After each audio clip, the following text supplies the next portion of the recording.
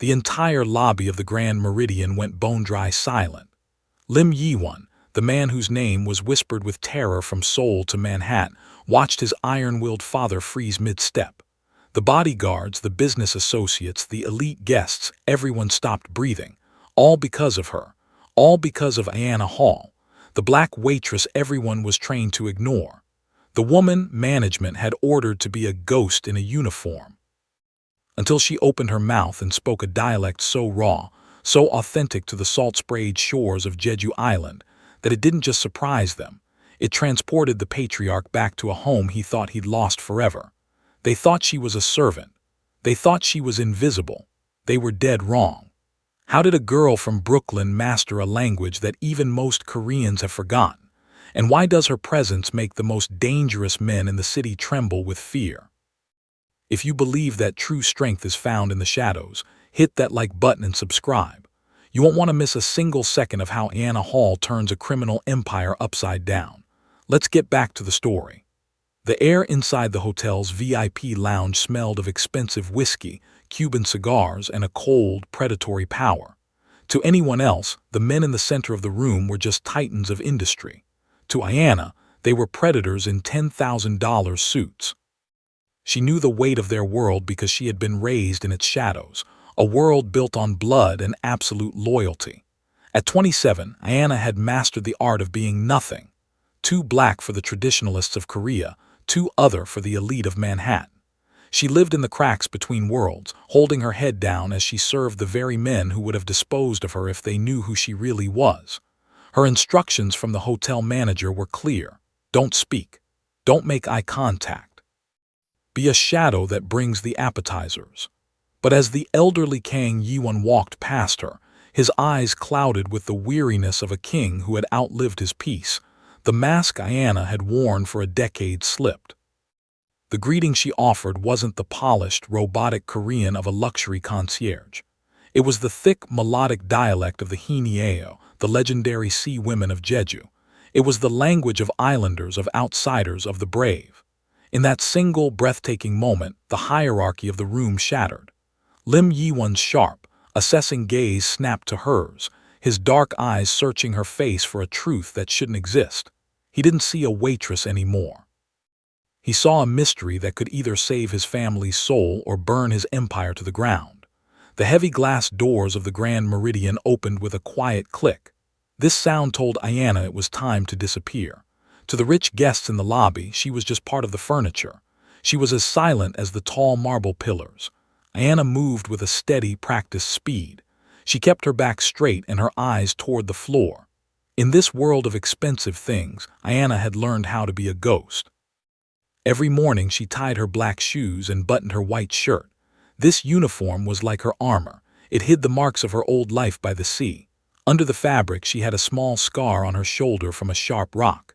She also had the strong muscles of a diver who knew how to move through deep water. Ayanna kept her hands folded in front of her. She hid the rough skin that showed she was a worker, not just a server. The hardest part was not the work. It was the silence. She walked through the private rooms all day. Her ears caught the fast Korean words of men who thought she was deaf to their secrets. They talked about money and lies as if she were a chair. Ayanna just filled their water. Her face stayed calm and blank, but her brain translated every single word. Sometimes, the way they spoke sounded empty to her. It was different from the rich, deep Jeju words she kept inside her throat. Every now and then, she heard a word about the ocean or a specific island sound. It made her heart feel a sharp pull of homesickness, but she never let it show in her eyes. To speak their language was to invite dangerous questions. To show her history was to put her life at risk. She lived in a quiet exile. She was guided by the memory of the man who raised her in the waves. He taught her that the deepest parts of the ocean are the most silent. He told her that true strength stays hidden under the surface. So she acted like an invisible waitress. She moved through the noise of the rich, a woman from two worlds who belonged to neither. She was waiting for the one moment she hoped would never come, the moment she would have to choose which world to protect. The air in the hotel lobby changed before the men even walked through the door. It became heavy and still. It was the kind of feeling that happens right before a big storm hits. The hotel staff stood in a straight line. Their breath came in short, nervous puffs. They knew that the kings of a secret world were about to arrive. Then, the heavy doors swung open. Kang Yiwon walked in first. He was 78 years old, but he did not look weak. He leaned on a dark wooden cane that clicked against the marble floor like a ticking clock. His suit was black and perfectly pressed.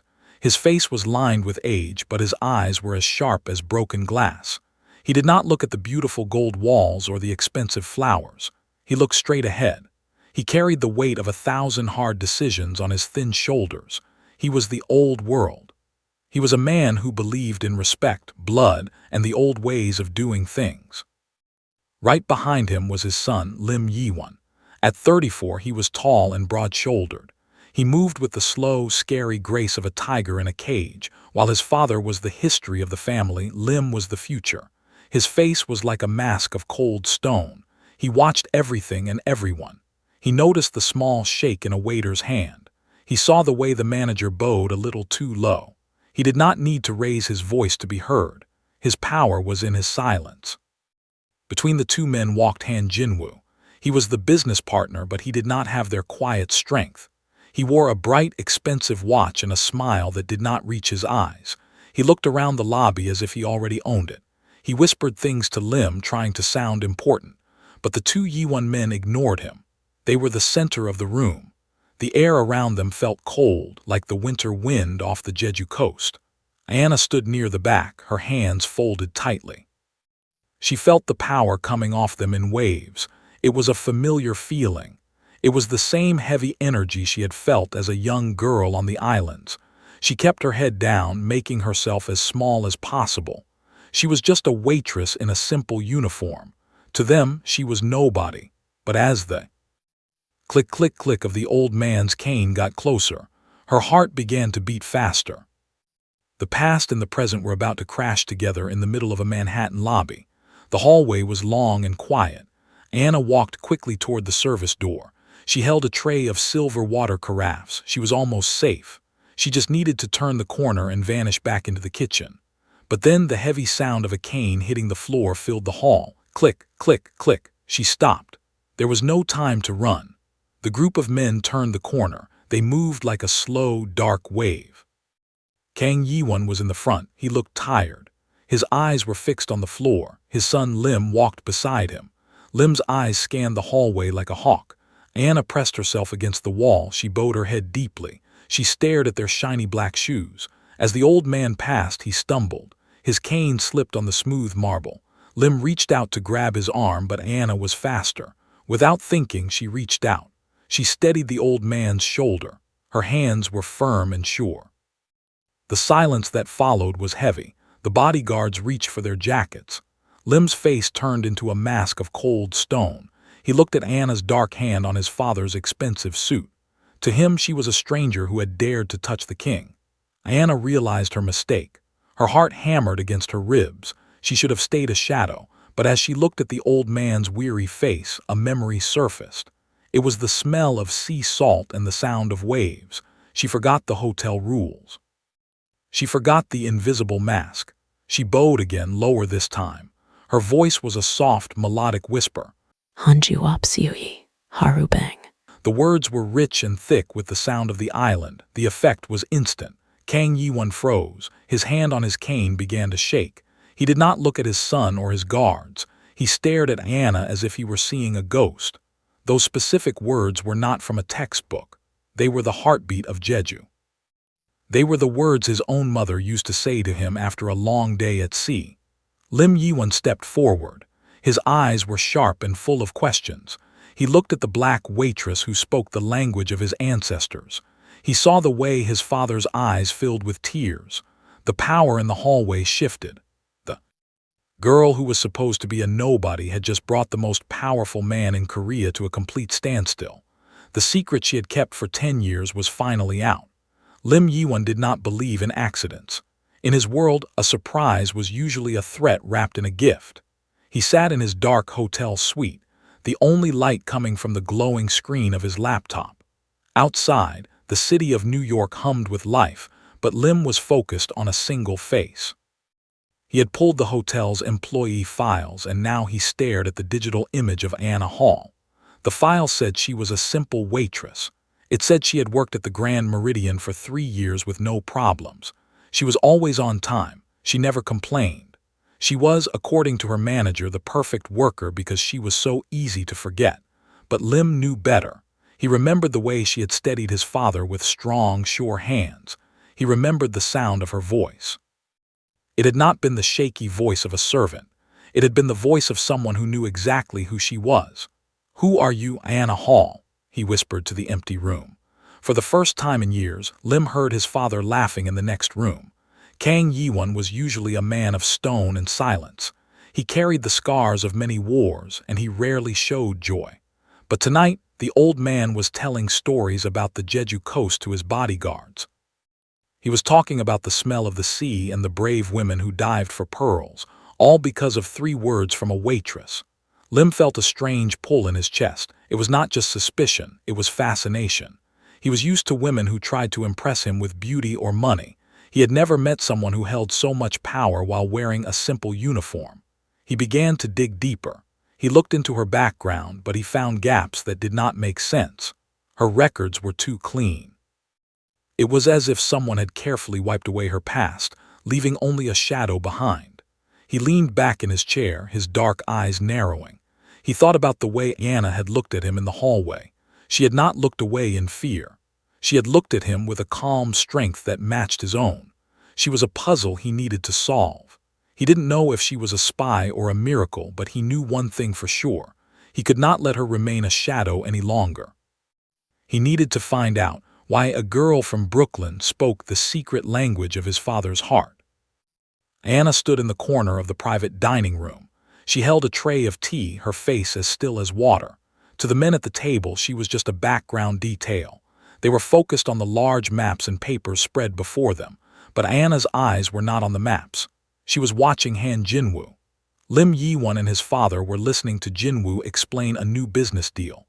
They looked at him with trust because they had known him for years. They were too close to him to see the truth. But Ayanna was an outsider. She saw the small things that others missed. She noticed the way Jinwoo's fingers tapped a nervous beat against his leg. She saw the way his eyes darted toward the door every time he heard a footstep in the hall. Most importantly, she saw his phone. It sat face down on the table, but it buzzed quietly every few minutes. Each time it did, Jinwoo's smile became a little tighter and his voice became a little too loud. He was trying too hard to act natural. To the Yi-wons, he sounded excited. To Ayanna, he sounded like a man who was counting down the seconds until a trap snapped shut. She stepped forward to pour more tea. As she leaned in, she caught a glimpse of a message on Jinwoo's screen. It was not a business note. It was a set of numbers, coordinates for the docks. She recognized the pattern. It was the kind of code used by people who didn't want to be tracked. She also noticed that Jinwoo was wearing a new pin on his jacket. It was a small, silver bird. It was the symbol of a rival group that wanted to take over the Yi-won family's territory. Lim Yi-won looked up and caught Ayanna's eye. For a second, his cold gaze softened. He seemed to be searching her face for the calm he had felt in the hallway. He didn't know that the woman serving his tea was currently mapping out his death. Ayanna felt a sharp pull of worry in her chest. She wanted to speak, but she couldn't. Not yet. She backed away into the shadows, her mind racing. The Yi-wons lived by a code of honor. They believed that a partner was like a brother. They were blinded by their own loyalty. But Ayanna knew that in the deep ocean, the most colorful fish are often the most poisonous. Jinwoo wasn't a partner. He was a shark circling a wounded ship. She had spent 10 years hiding her skills, but as she watched Jinwoo's fake smile, she knew her silence was about to end. She had to find a way to warn Lim before the silver bird finished its hunt. Han Jinwoo knew that Ayanna was a threat. He did not like the way the old man looked at her with kindness. He especially did not like the way Lim Yi-won watched her every move. To Jinwoo, Ayanna was a loose thread that could unravel his entire plan. He decided he had to get rid of her before she could whisper any more secrets to the Yi-won family. The next evening, the hotel was buzzing with excitement for a large gala. Jinwoo waited until the hallway was empty. He slipped into the patriarch's private suite using a stolen key card. He moved quickly and quietly. He opened a small safe near the bed and pulled out a heavy gold watch. It was Kang Yiwon's favorite prize, a gift from a king. Jinwoo did not steal it for the money. He tucked the watch deep into the pocket of Ayanna's spare uniform jacket, which was hanging in the staff locker room. A few hours later, Jinwoo burst into the dining room. He looked upset and worried. "Sir, I am so sorry," he told Kang Yiwon. "I saw someone near your suite. When I went to check, your gold watch was gone." Lim Yiwon's face turned into a mask of ice. He called for the hotel manager and ordered a search of the staff area. Ayanna stood by the wall, her heart sinking. She saw the small, evil smile on Jinwoo's face. She knew exactly what was happening. When the manager returned with the gold watch in his hand, the room went cold. He held it up and pointed at Ayanna. "We found this in her jacket," the manager said. Jinwoo shook his head and sighed. "I knew she was too good to be true. She used her island language to trick an old man's heart just so she could steal his treasures." The bodyguards moved toward Ayanna, but Lim Yiwon held up his hand. He walked slowly toward her. He looked at the watch, then he looked into Ayanna's eyes. He didn't see the fear he expected. Instead, he saw a quiet, steady flame. "Did you take this?" Lim asked. His voice was low and dangerous. "No," Ayanna replied. She didn't shout, she didn't cry, she stood tall. "I do not steal from the people I respect. But if you check the security cameras in the back hall, you will see a man who does not belong there." Jinwoo's face paled for a split second. He had disabled the main cameras, but he didn't know about the small, hidden ones Ayanna had noticed days ago. The trap was set, but for the first time, Jinwoo realized he might be the one caught in it. After the watch was found in Ayanna's jacket, the room stayed silent for a long time. Han Jinwoo was smiling, waiting for Lim to throw Ayanna out. But Lim Yiwon was a man who looked at the details. He saw that the dust on the watch box had been moved in a strange way. He also saw that Ayanna's hands were steady, while Jinwoo's hands were shaking. Instead of calling the police, Lim ordered his guards to take Ayanna to a private room. "You stay here until I find the truth," he told her. He didn't lock the door, which was a sign. He was giving her a chance to prove she was who she said she was. While Ayanna waited, she used a small wire hidden in her sleeve to tap into the hotel's old radio system. She heard Jinwoo talking on a secret line. He was telling his men to get ready. "The tiger and the old man are leaving at midnight," Jinwoo whispered. "End them both on the bridge." Ayanna knew she couldn't wait for Lim to find her. She broke out of the room and found Lim in the garage. She didn't use words to explain. She showed him the silver bird pin she had taken from Jinwoo's coat earlier. "The bridge is a trap," she said simply. Lim looked at the pin, then at her. He decided to trust her. He told her to get in the car. He wanted to see if the shadow could truly fight. The ambush was planned perfectly by Han Jinwoo. He chose a spot on a dark, two-lane road surrounded by tall warehouses. This is called a kill zone because there is nowhere to run. First, a heavy garbage truck backed out of an alley, blocking the front of the Yiwon's motorcade. Then, a second car swerved in from behind, pinning them in. Suddenly, the streetlights went out. In the darkness, 10 men in black masks stepped out from behind the brick walls. They weren't using guns because they wanted the deaths to look like a tragic accident or a robbery gone wrong. They carried heavy clubs and long, curved blades. They moved in a circle, closing in on the trapped car. They thought they were attacking an old man and a businessman. They didn't know that the girl in the front seat was a storm waiting to happen. The black cars sped through the rain-slicked streets of New York. Inside, the air was thick with a heavy silence. Kang Yiwon sat in the back seat, his hand still gripping his cane. Ayanna sat in the front, her eyes moving constantly. She did not trust the quiet. She had seen the way Han Jinwoo smiled before they left the hotel. It was the smile of a man who had already won. Suddenly, a loud crash shook the world. A heavy truck pulled out from a side street and slammed into the lead car. The motorcade screeched to a halt. Before the smoke could clear, dark figures jumped out from the shadows. They did not have guns, but they carried heavy metal pipes and sharp blades. They wanted this to look like a simple street fight, not an assassination.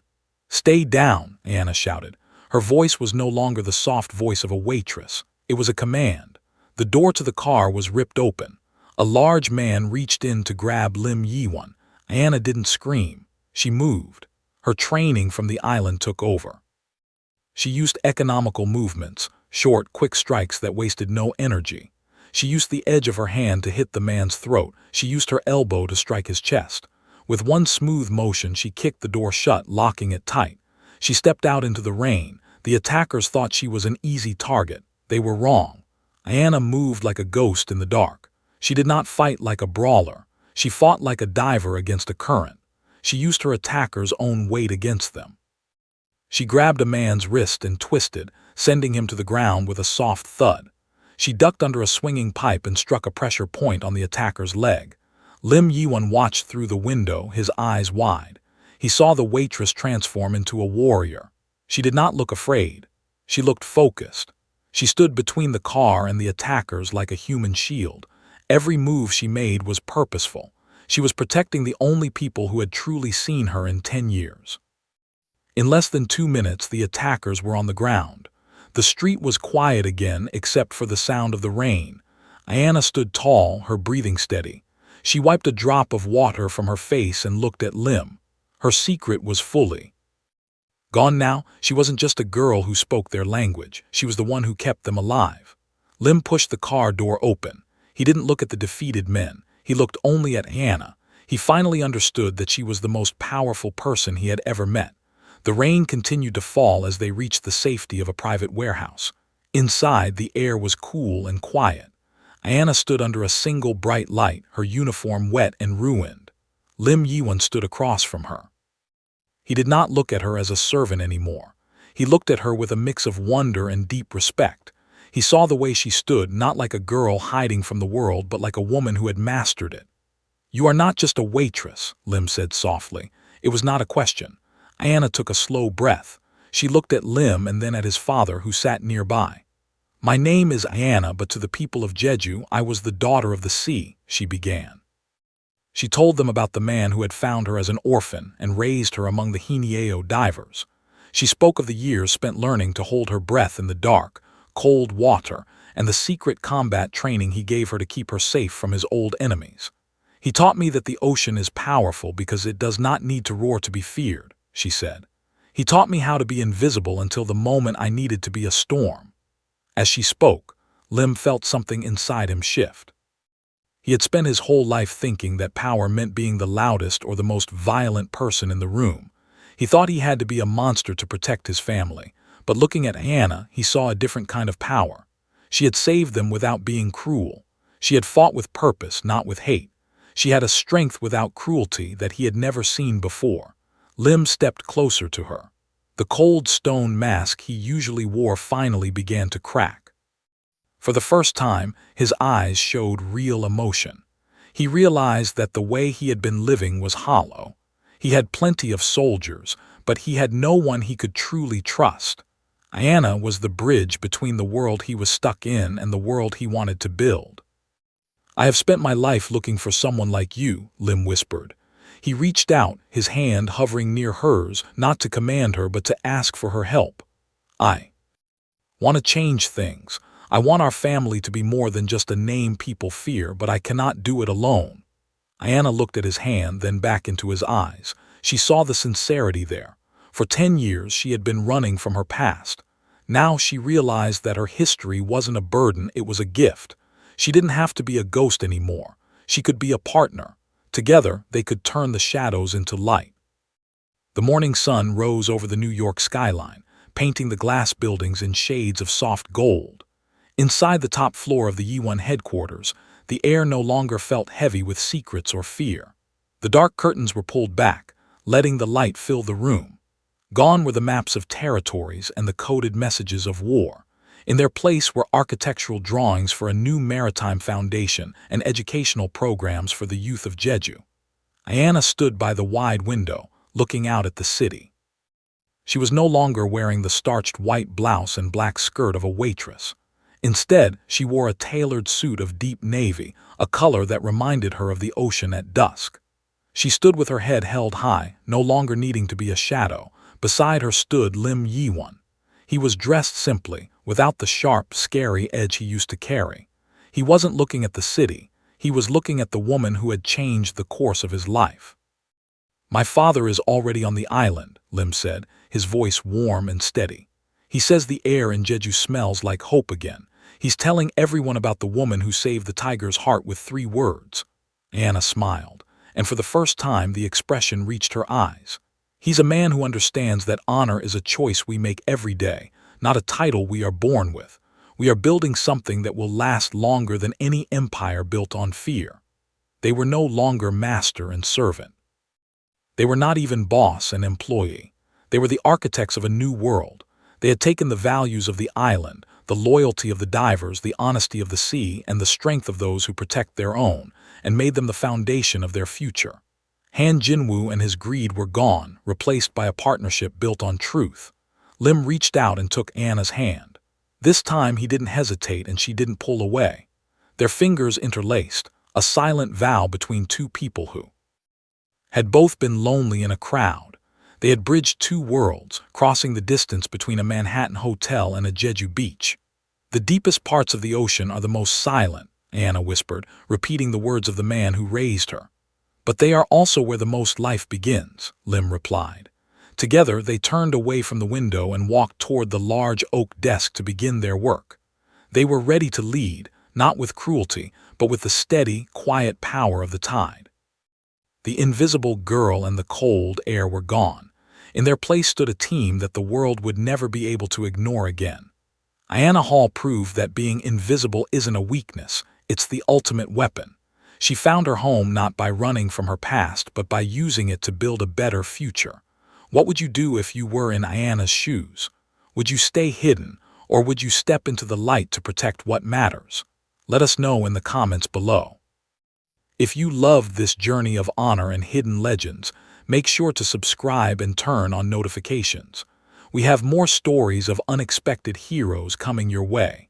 Until next time, remember, the most powerful person in the room is often the one you least expect.